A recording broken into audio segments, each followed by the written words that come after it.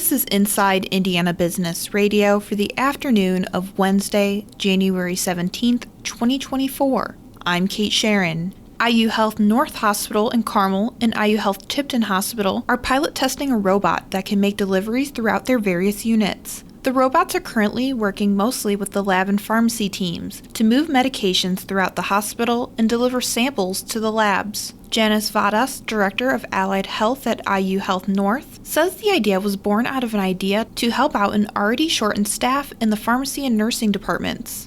I just think it's really exciting to look at things in a new and different way. This is not replacing jobs, but it's just an added benefit to keep people able to take care of our patients, to keep people patient-facing, to be able to work on the medications and not have people leaving their units just to deliver things.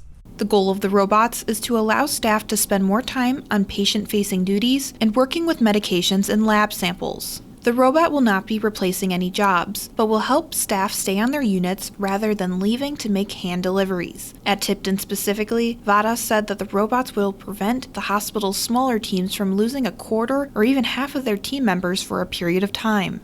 Crane Army Ammunition Activity plans to invest nearly $100 million to replace its pyrotechnics production processes facility at Naval Support Activity Crane, the military installation announced Wednesday. The new operation, which will include a primary and secondary facility, aims to provide expanded production capacity as well as enhanced safety measures compared to the current facility, which was built about 80 years ago. The facility produces a variety of pyrotechnic devices, including signal, smoke, illuminating and infrared items, illuminating projectiles, marine location markers, and IR flares for illumination in conjunction with night vision devices, according to the activity's website.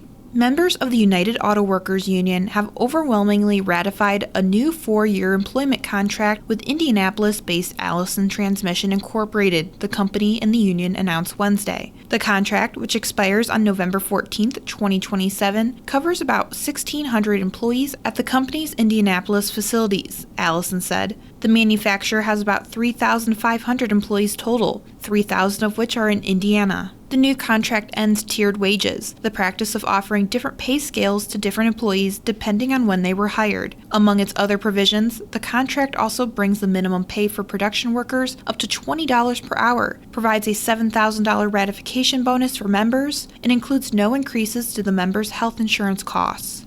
From the number one source for Indiana business news, this is Inside Indiana Business Radio. Looking for a great way to tip off the 2024 NBA All-Star Weekend in Indy? I'm Gary Dick, inviting you to join business and community leaders from throughout the state at the Economic Club of Indiana Luncheon, sponsored by IBJ Media. It's February 15th at noon at the Indiana Convention Center. I'll be interviewing NBA Commissioner Adam Silver, giving you an inside look at the league and all things All-Star Weekend. Reserve your ticket or table for 8 now at economicclubofindiana.com. The Elkhart Parks and Recreation Department is in the midst of preparations for a project that Superintendent Jameson Sarnecki says the city can't wait any longer to complete. The department is set to completely overhaul the playground at Walker Park, which has stood for more than 25 years and now sits in a state of disrepair. There's a lot of people who have thoughts and hopes and dreams about Walker Park, and we want to try to get it right as best as we can for the most people. The primary feedback from residents was a need for a combination of risk play orientation that includes more aspects of climbing and other features that kids of some abilities may not be able to participate in, as well as a more inclusive, sensory-oriented playground. The project team is now in the process of evaluating the public feedback and identifying any external funding that would be needed before committing to a final design. Once in that phase, Sarnecki said it would be about a 4 to 6 month process to get the equipment before installation could hopefully begin by late summer.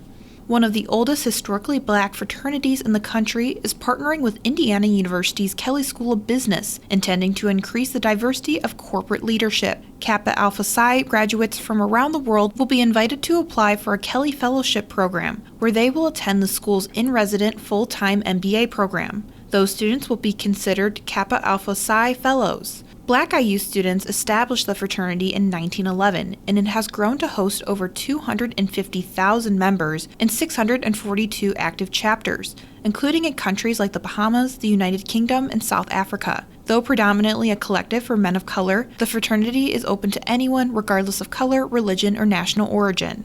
The Indiana Department of Transportation has raised the cap on its popular Community Crossings Matching Grant program to $1.5 million from $1 million. Local government advocates say they're grateful for the award bump and program generally, but want to tweak how it's structured. INDOT spokeswoman Natalie Garrett said the higher cap is, for now, a pilot for 2024's 2 calls for projects. The first is due January 31st. Cities and towns with populations below 10,000 people must put up 25% of project costs, and the state will furnish a 75% match. If they've got more than 10,000 people, it's a 50-50 deal.